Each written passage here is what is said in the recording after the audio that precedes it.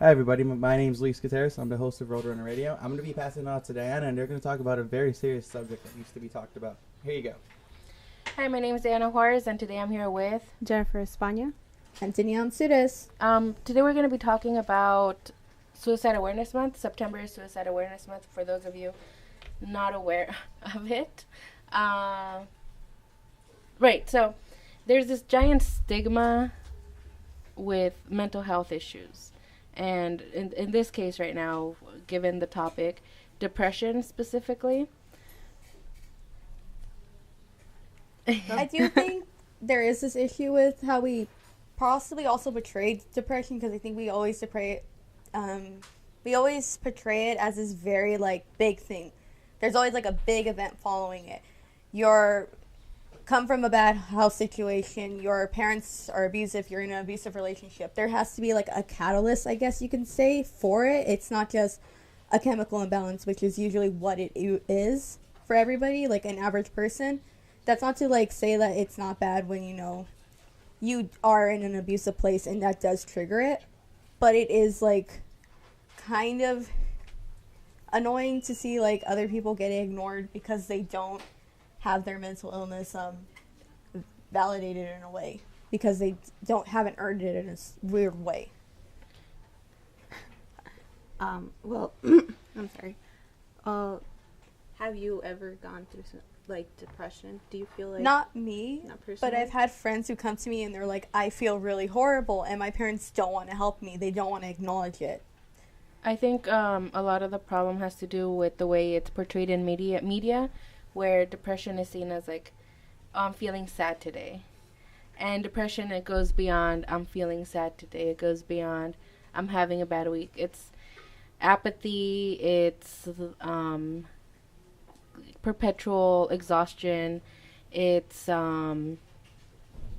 this inability, you lose pleasure in all the things you used to do. You don't want to do anything anymore. You don't have energy anymore. You start isolating. Speaking from experience, it turns into not wanting to get out of bed, not wanting to do anything. You sit at the table for hours. You don't even realize the time has passed. You don't talk to anyone. Everyone's like, hey, how are you? Fine, just tired. I'm tired. You're angry over everything and nothing. You feel everything and nothing at the same time. You don't want to talk about what's going on, but at the same time, you're drowning in what you're feeling. And it's really hard to talk about. It's easy to talk about after the fact. I haven't had a depressive episode in a while. It's been about a year now. But when it gets bad, it gets really bad. And, you go to therapy when it gets really bad and you think, oh, it's going to be fine now.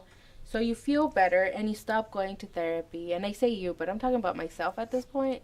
I stopped going to therapy because I'm like, okay, I'm fine now. Everything's fine. I can function. But, it doesn't go away. It's not a thing that just magically goes away. And for some people, it's a chemical imbalance, and you don't have to do anything you don't want to do. But there's medication out there, and if you ignore the stigma, it's actually very helpful. A lot of the times you have to try different medications because the first time around it won't work, it won't help. And there's a bunch of different medications out there that you can try because the side effects, and there are side effects, some aren't worth the possibly feeling better. You're this zombie and you don't want to do anything, or it's hard. It's hard. And other people don't want to do medication at all. And you don't want to do therapy, and you don't want to do anything to get better because the process of being, stuck in this rut of depression has been romanticized, because, oh, you're an artist and your poetry is so much better when you're depressed, or your paintings are so much better when you're depressed, or your music or whatever. And when people actually try to get better, like celebrities that get better from their mental health or their addiction, it turns into well, their work was better before. I was watching a comedy show on Netflix where she discussed this. I can't remember her name, but she was talking about how somebody came up to her after her show and was like, you shouldn't take medicine, it ruins your art. And she looks at him like, please, like, don't do this.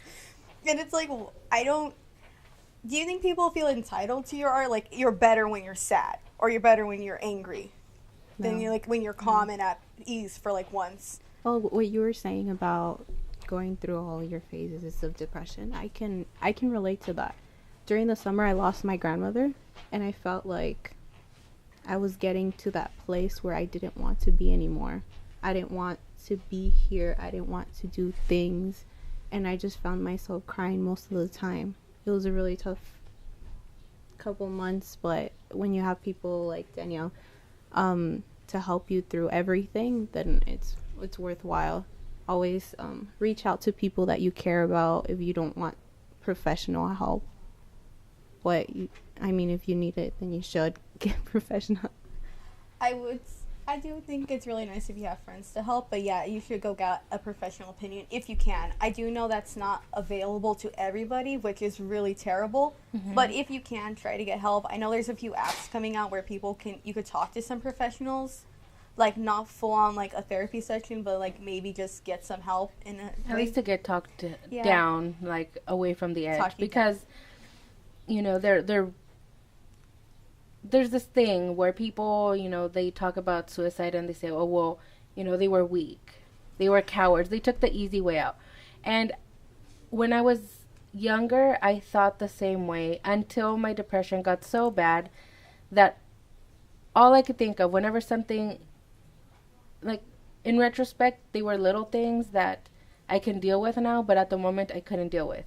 And at the moment, all I can think of was like, what is the point anyway? Like, what is the point of any of it? What is the point of going to school, of doing all this work, of doing anything at all, if at the end, did it matter?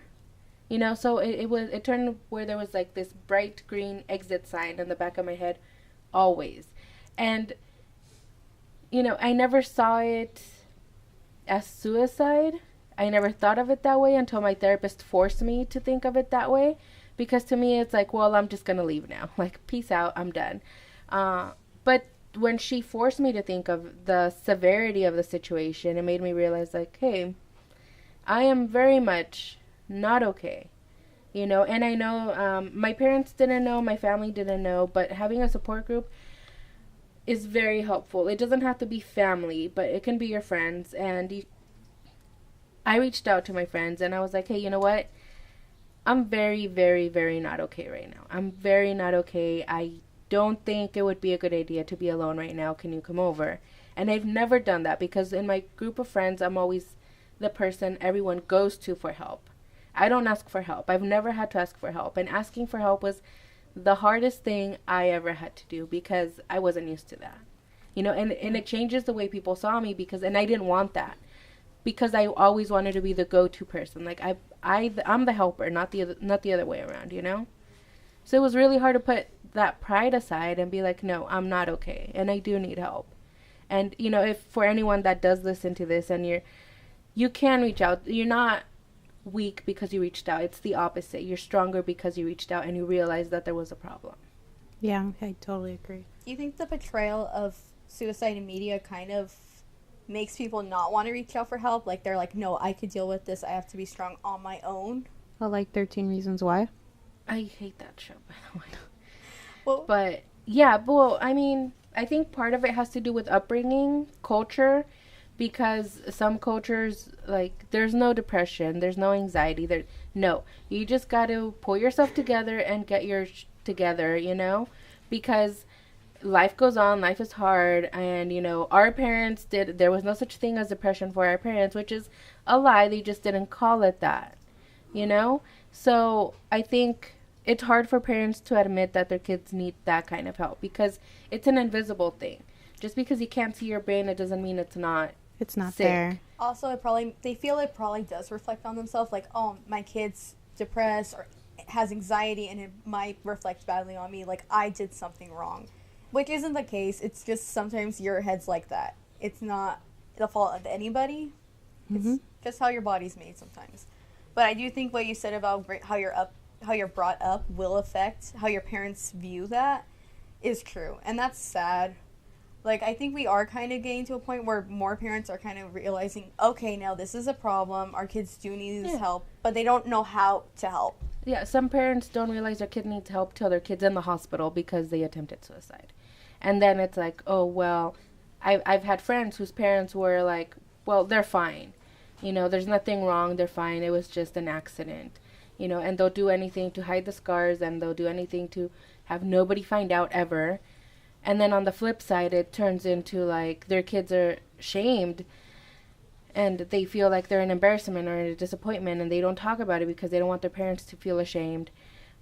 And I think it's so unfair to force a child to go through this alone. So, you know, everyone deserves to feel better. Everyone deserves to feel happy. And if you need help, there are so many apps, there are so many numbers. I didn't write anything. I actually have the National Suicide Prevention Line, which is available 24 hours every day. It's 1-800-273-8255. Yeah, so none of us are alone. You're not alone. And if you need help, please reach out to help. We're going to wrap it up there before it gets too serious or too heavy to be able to continue. But my name is Diana Juarez. I'm Jennifer España. I'm Danielle Sudes. And this has been RoadRunner Radio.